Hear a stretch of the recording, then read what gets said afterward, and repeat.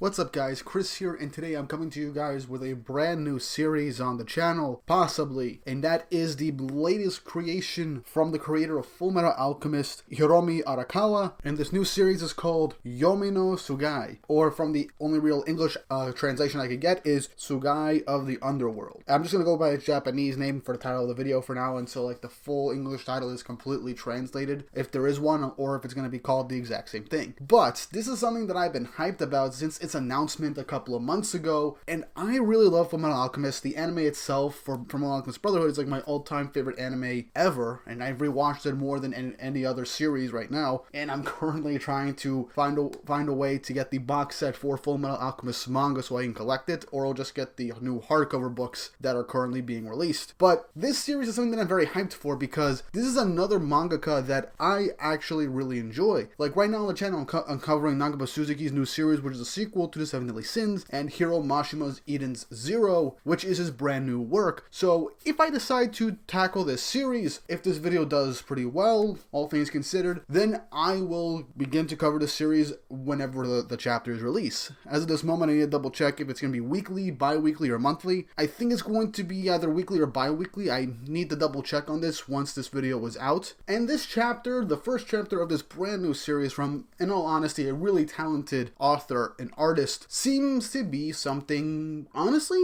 very interesting. It got me hooked. And the first chapter basically just flew right by. And that's something that I really come to enjoy when it comes to a new series, if it could catch my attention very easily, and I could breeze right through the opening chapter due to how fast-paced it is. But before I get into the actual video, I just want to let you guys know that I'm very close to 1,000 subscribers. Here's hoping that by the start of 2022, we have the 1,000 subscribers or before then, and by that point, maybe I'll be covering 3 series weekly, as this chapter, from what I can tell, I think it was the scans or the fan translations, it came out Friday evening, so it's quite possible that this series is coming out on a Sunday officially, but I'm not entirely sure. I'm still looking into it. I just saw that the chapters were out and I was like, you know what, I'm going to just read it right ahead. But due to the fact this is the first chapter, it is very dialogue heavy, so I'm going to be breezing through the major plot points of this chapter instead of going through everything beat by beat like I usually do, as these chapters are fairly long for opening series. So I'm going to be fairly brief in this video, as I don't want to make this like 30 minutes long if I go through the entire damn thing. I mean, we all remember my first Four Nights of the Apocalypse video, which was practically a half hour long. But yeah, before we get into the actual video, again, like and subscribe. Hopefully we get to 1,000 subscribers. If this video does well, I will try and cover this series a few more times to see how the reception is, and if it does well, then I will continue to cover this series weekly as often as I possibly can, alongside Four Nights and Eden's Zero. And also, if you want to help support the channel more directly so I can get videos out a lot quicker, and so I can make videos on something other than the chapter reviews, go check out my Ko-fi and Patreon accounts, which are in the link in the description below. So if you really want to help with the channel more directly, go ahead, and my Twitter, Instagram accounts are down below as well if you want to follow me for updates on future videos, and on Twitter just for my basic general thoughts on anything that pops into mind. Without further ado, let's get right into the video. So let me just get started off with the beginning of this chapter, which is of a mother giving birth to her child, and it seems like the sun is rising and that it's going to be twins. But the grandmother, from what I can tell, is telling the mother not to give birth yet. And she says that they will be the rulers of the Tsugai. I don't know what the Tsugai are, but we'll figure this out as the series progresses, especially as the chapter goes on. We get the title card, which is honestly really cool. I love Arakawa's artwork. And the title is called Asa and Yoru. So this chapter basically places emphasis on 2 twins, and that they were divided by night and day. Now, this chapter follows the main protagonist, Yoru, and we kind of jump through his daily life as he is coming back from hunting. He meets his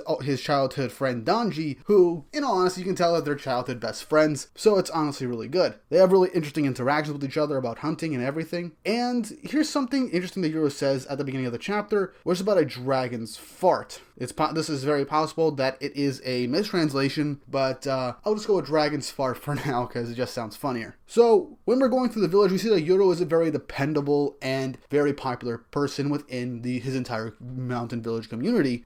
And this is a very rural area, which is there's grazing, there's farming, there's all kinds of stuff, and you basically have to go hunting to catch your food. We then get to meet his grandmother and Danji's mother. As a little bit of mother-son bickering goes on between Danji and his mom, Yoru asks how Asa is. And Granny is what she's referred to since she's the grandmother. She says that she carried out her duties well today. So we then cut to Yuru going into an underground passage as he calls out to Aza, and it shows that she is behind bars, like she's a prisoner. And she's a very cheerful girl, welcoming back her older brother. And he does seem like a very cheerful and responsible older brother, as he just smiles back at her and tells her about his entire day. Now, what Aza does is something that is still unknown to us. I'm not sure how this is going to go about, but I do like that Arakawa is doing another sibling type series where the main characters seem to be siblings, similar to Fullmetal Alchemist, and she did a really good job with Edward and Alphonse. So I'm excited to see how this plays out, especially since Yuru looks like a combination of Alphonse and Ed, kind of, and maybe in a bit of Hawkeye. And now, as they're talking about like the problems of the village, that there isn't enough rain or the harvest, it might not be good, and that villagers are leaving to the lower lands. And when Aza asks this, if Yuru will go also, he'll say no. He's trained himself to hunt, so that way he's indispensable to the village, so he doesn't have to go to the lower lands. This is something that's brought up a few times in this chapter, the lower lands. So it seems that the people who go to lower lands hardly, if ever, come back. So it's for working purposes. It's a weird thing because it makes you plant in the back of your mind, how is this going to work? What exactly are the lower lands? Is there something more to this? But yeah, it seems that Yoro has been trained to become indispensable to the village for the sole purpose to not leave Aza's side. And this is something that's brought up because apparently their mother and father left. Whether it was to the lower lands, it's highly possible. Yoro swears that he will stay by her side and never leave the village, as she just agrees with him with a huge tearful smile. Now here's another important part of this chapter. Yoro gets called away to meet a man named Dera, who is a traveling merchant, as he's giving the villagers multiple different types of goods, like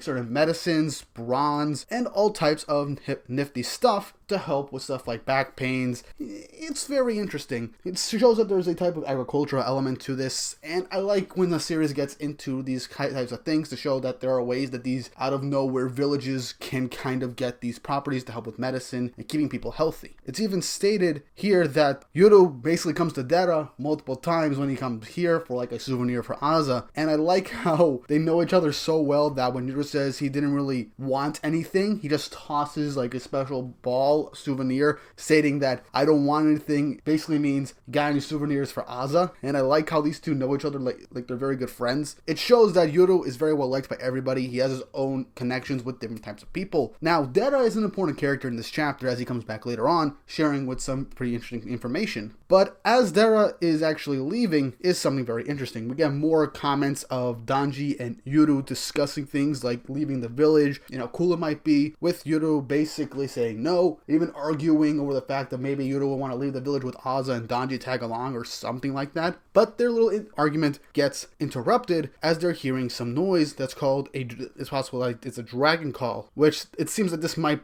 exactly be a mistranslation, a dragon call, dragon fart, or whatever, but it says that it's getting closer. As we see an image of a hand in darkness dripping something out of their hand, as saying that they say if it was really a dragon, or if he's ever seen a dragon. All of a sudden, this big shockwave cuts across the land. Dera and Yuru feel it, as we see helicopters coming over the village. This literally blew my mind upon reading. I thought this was going to be like a series in like a fantasy world, where, with agricultural, there might be some supernatural elements, but now we see that it's modern day, but for some reason, this particular village acting like it's like before technology was a thing, before real doctors and medicine were around, just using the very area around them to live. And we see that these types of assassin-based military men, from what I could tell, are going around slitting villagers' throats and shooting them as much as possible. Dera notices this right before it seems like he's shot in the back. Yamaha, the granny, states that everything that's going on is bad, and states very key words. The ward has been broken. What the ward is, I'm not sure, but it's very possible it has something to do with this village being sealed off from the modern world, as it's shown that they were worshipping gods, and they were going out hunting. They didn't have any advanced technologies. There's bows and arrows and everything, especially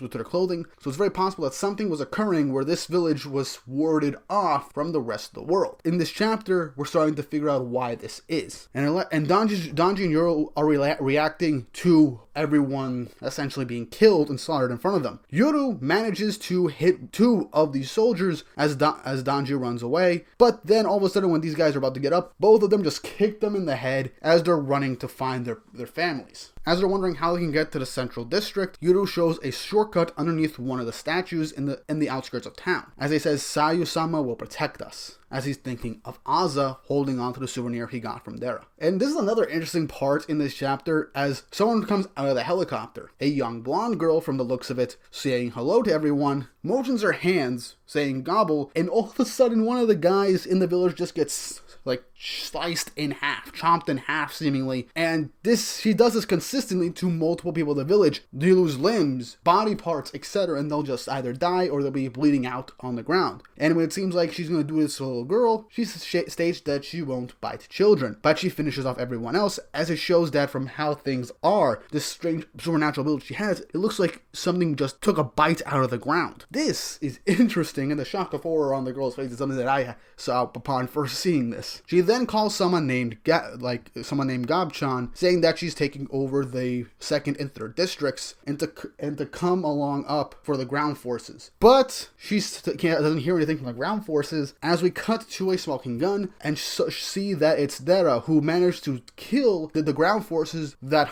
this girl was calling to, as he just states what to do. The ward's been broken. That phrase again. What is the ward and why is it broken? Like I said, it's possible that's some kind of barrier or whatever, but I'm not sure what it is. He whips out a cell phone, showing that he is someone from the outside world, and he knows what's going on, as he calls for someone named Hana-chan. He states that it's him and that things are bad, and if she's seen the smoke from where they are, and that they have to change their meeting point, and that they have to bring and Aza has to come. Hey, Chris here. I just wanted to correct a little mistake I made stating that they come for Aza. What I really meant to say was that Aza has come, similar to what the character said in the dialogue, and that is kind of my misunderstandings, and I kind of pronounced things a bit jumbled up. So sorry about that. Please enjoy the rest of the video. Don't hold that against me, please. Cut to Aza's cell with this strange figure with an eye patch and black cloak, goes to her and breaks open the cage, saying disgusting. With Aza shocked and fear, we see the cage burst open with the motion of this character's hand, as Aza is seemingly like torn apart with a very mortal wound, as she falls to the ground, bleeding out. And almost as if on cue, this is when Yuru comes in to see Aza on the ground, but as he shouts for Aza's name, this cloaked woman states, "Yes, I am Aza, brother, and I've come for you," with a sinister smile. What does this mean? I thought theirs were twins. Was the Aza that we saw a fake, or are there two Azas or something like that? I don't know. It's a whole confusing mind effery around right now, so I'm not sure what's going on. But anyway, she states that she'll kill everyone besides Yuru. As Yuru is trying to grapple with the situation, how this woman is his sister, stating to get away from Aza. As he begins to shoot an arrow, she motions her hand to basically break the wall and push Yuru out. We then cut to Dere again, as he is looking on at the situation, stating that whoever these people are, they're pretending to be mountain rescuers by the looks of their helicopter. So it's very possible that this area from a far away can be seen by other people, and this whole strategy is to keep any real outside interference. He even states that if they get to the escape route, it'll be a problem. He then sees the girl from earlier, and we see these weird dark teeth with eyeballs around her. As he states, that's a pretty set of teeth. As he states, "Oh, you can see them?" As this bizarre creature goes to try and chop Dera. He manages to avoid it and starts to shoot at the girl, but the teeth are blocking it like a shield. As he runs away, he throws a grenade at her, as seemingly she might have gotten away, or it hit her square on. We cut back to Yuru, saying that she only, as we see the aftermath of this situation, as this girl is stating to be Aza, states that she only meant to break the arrow, but she's still not used to her power. As we see the gaping hole that she had created. Now, the ball that Yuru got drops down to the ground towards Aza, but her blood then begins to move on its own, and it grabs this presumably other Aza on her arm, and a shadowy creature appears holding her back. The grandmother shouts for Dera to take Yuru and run, as Dera comes around, grabs Yuru, and runs away, stating, as the grandmother states, to hide in the lower lands and to not get found. Dera runs away with Yuru, passing Danji and his mother, not knowing what the situation is. They manage to come out from the secret passageway that they managed to get through the central area beforehand, as Dera tries to get Yuru to leave the mountain. But then another helicopter shows up with a bunch of armed guards getting ready to shoot them. They're basically trapped in this situation, and if the person with teeth comes, they'll be helpless. Yudo is trying to grappling with this situation. Aza is dead, but is she dead? That girl states that she is Aza. His grandmother was left behind, but Deta says that he has no time to explain right now, and that he's also out of bullets. He gives Yudo this amulet, stating to use Sayusama, telling Yudo to put this amulet in that hole between the two statues. Yudo does this, basically not knowing what's going on, and he plays it in. Once he does, Deta smacks his face onto the ground to make his nose bleed, and then the blood drips onto the amulet. Just as these guys are about to come and catch Yudo, all of a sudden the statues begin to glow, and we see these helicopters are broken in half and the men are falling. As we then cut to see these two lightning creatures devouring and breaking apart these helicopters, and Yudo's wondering what's going on. The helicopters crash to the ground as the girl, shown to be alive, sees that her only transportation is gone and now she has to walk down the mountain, telling her teeth monster to calm down. And she says two, meaning that these are two creatures working in unison. So that is something really cool. And she states that it's somebody's Tsugai. This alludes to the beginning of the chapter where the grandmother says that they will be the rulers of the Tsugai, referring to Yudo and Aza, the twins. And yeah, so we then cut to, well, the aftermath as we see these two figures stating that their master is a kid, and whether child or adult, they have to obey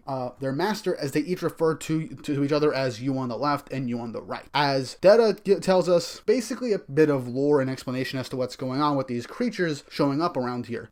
Ghosts, yokai, monsters, demons, aliens, the opposites. People call them a lot of different names, as we're getting close-ups on a large man and woman on top of the helicopter. But he states to Yudo that these people are your Tsugai, as we get a closer image of these two characters. And yeah, these are some pretty badass designs. And we could only assume that these characters are Sayusama. These are Yudo's Tsugai, and I'm not sure what Tsugai is, but I guess it refers to supernatural beings or phenomena that people can in fact possibly control. Now, this is an interesting first chapter, as this is where the chapter ends. Now, I'm curious to see what's going on, but like I said, this is a very dialogue-heavy chapter, as most first chapters are, to introduce you to the world and what this power system could be, and the Tsugai seems to be like a type of monster companion type deal. Now, I'm not sure what's going to happen next, but you can bet I'm really excited for it. Do I think some more could have been done in this chapter to allude to what's going on? Yes, because the question of who is Aza,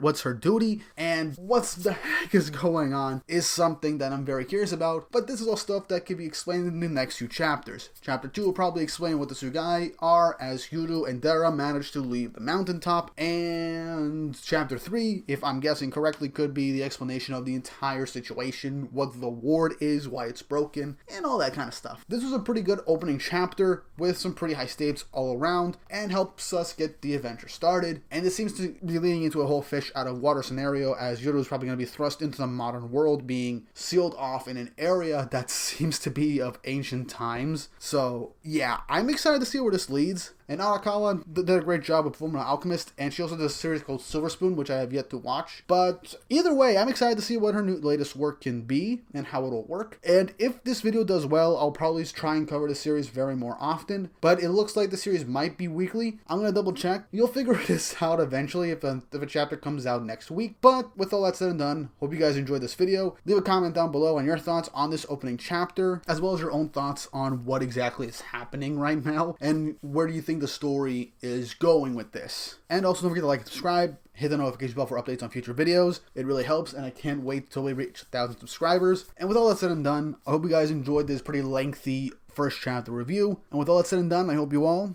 have an awesome day.